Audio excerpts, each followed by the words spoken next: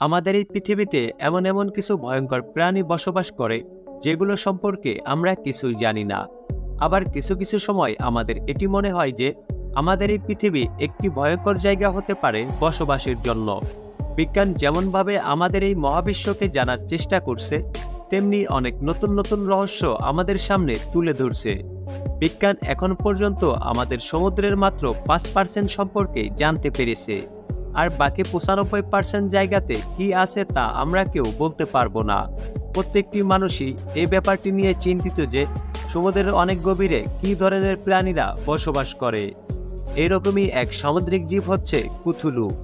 আজকের এই ভিডিওতে আমি আপনাদের সাথে শেয়ার করব কুথুলুর অজানা রহস্য সম্পর্কে। কুথুলু, যার ব্যাপারে 1918 সালে লেখক এইচপি লাভক্রাফট তার বই দ্য কল অফ কুথুলুতে বলেছিলেন। এই বইটি এতটা বিখ্যাত হয় যে মানুষ একে আসল ভাবতে শুরু করে দেয়। আর আরবের কিছু কিছু মানুষ এটিও ভাবতে শুরু করে যে কুথুলু একটি আসল দানব হতে পারে, যে কিনা আরব সাগরের গভীরে বসবাস করে। আর এই বইটি আসার পর কুথুলুর ব্যাপারে তাদের ধারণা আরও বড়ভাবে তাদের কাছে বাস্তবে রূপ নিতে থাকে।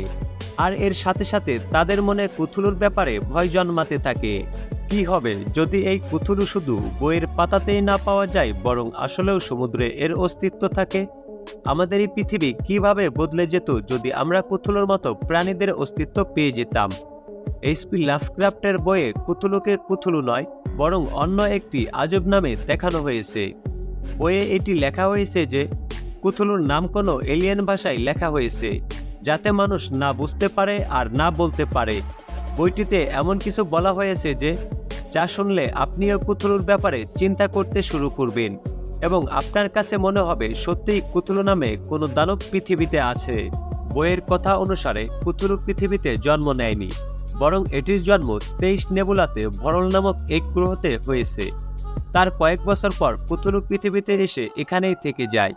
এমনটা বলা হয়েছে যে কুথুলু পৃথিবীতে আসার পর পৃথিবীতে থাকা আরও বিশাল আকার ভয়ঙ্কর প্রাণীদের সাথে কুথুলুর যুদ্ধ হয়, কিন্তু শেষ পর্যন্ত এরা সবাই যুদ্ধ থামিয়ে পৃথিবীতে বসবাস শুরু করে। আর এমনটা মানা হয়ে থাকে যে কুথুলু আরব সাগরকে নিজের থাকার জায়গা হিসেবে নির্ণয় করে, আর রিলেহ নামক এক শহরের নির্মাণ করে। শহর বানানোর পর সে আরব সাগরের গভীরে ঘুম দেওয়ার জন্য চলে যায়। আর সবকিছু ঠিকই ছিল, কিন্তু ডাইনোসরদের বিলুপ্তির সময় পৃথিবীতে একটি বিশাল আকার গ্রহাণু আছড়ে পড়ে, আর কুথুলুর বানানো শহর তখন পানির নিচে ডুবে যায়। আর কুথুলু সব সময়ের জন্য আরব সাগরের গভীরে আবদ্ধ হয়ে যায়। বলা হয়ে থাকে যে যেদিন কোনো ব্যক্তি কুথুলুর বানানো শহর রিলেহকে খুঁজে ফেলবে, সেদিন কুথুলু আবারও জেগে উঠবে আর পুরো পৃথিবীতে রাজত্ব করতে শুরু করবে। কুথুলুর বানানো শহর বড় বড় পাথর ও মূর্তি দিয়ে বানানো ছিল।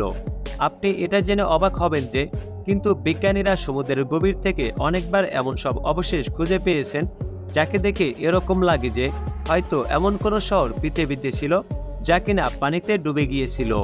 বইটিতে কুথুলুকে একটি বিশাল আকারের জীব বলা হয়েছে, যে কিনা 150 থেকে 160 ফুট পর্যন্ত উঁচু।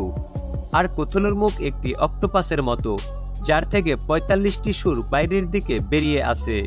কুথুলুর মানুষের মতো হাত পা আছে, কিন্তু কুথুলুর সব থেকে ভয়ঙ্কর ব্যাপার হলো এই জীবের পিঠে একটি ড্রাগনের মতো পাখা আছে, যার কারণে এটি পানিতেও থাকতে পারে আবার আকাশেও উঠতে পারে। কুথুলুর চোখকে হিপনোটাইজিং বলা হয়েছে, যার মানে হচ্ছে যদি কোনো মানুষ এই চোখের দিকে তাকায় তাহলে পাগল হয়ে যাবে অথবা সম্পূর্ণরূপে কুথুলুর বশে চলে যাবে। এইচপি লাভক্রাফট এমনও বলেছেন যে কুথুলুর জন্ম হয়েছে মানুষের মনে ভয় জন্ম দেওয়ার জন্য। এই ধরনের ভয় যে যদি আমরা প্রকৃতির সাথে কিছু উল্টাপাল্টা করি, তাহলে সমুদ্রের গভীর থেকে মানুষের জন্য সর্বনাশ নিয়ে জেগে উঠবে এই কুথুলু। যদিও এই প্রাণী সমুদ্রের গভীরে ঘুমিয়ে থাকে, তাহলে আমাদের কখনোই এই প্রাণীর অস্তিত্বের ব্যাপারে জানা হবে না, কেননা যদি কোনো ব্যক্তি গভীর সমুদ্রে একে খুঁজে পায়, তাহলে কুথুলু তাকে সেখানে মেরে ফেলবে। আর যদি কেউ জীবিত অবস্থায় ফিরেও আসে, আমরা তার কথা হয়তো বিশ্বাস করব না।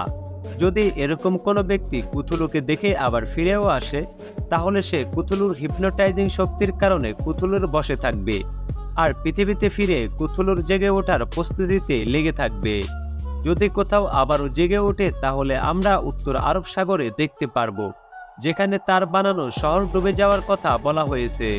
কুথুলু ঘুম থেকে ওঠার পর সর্বপ্রথম পৃথিবীর সবথেকে শক্তিশালী এবং ক্ষমতাবান প্রাণীকে মেরে ফেলার চিন্তা করবে, যার মানে হচ্ছে মানুষকে মেরে ফেলার চিন্তা করবে।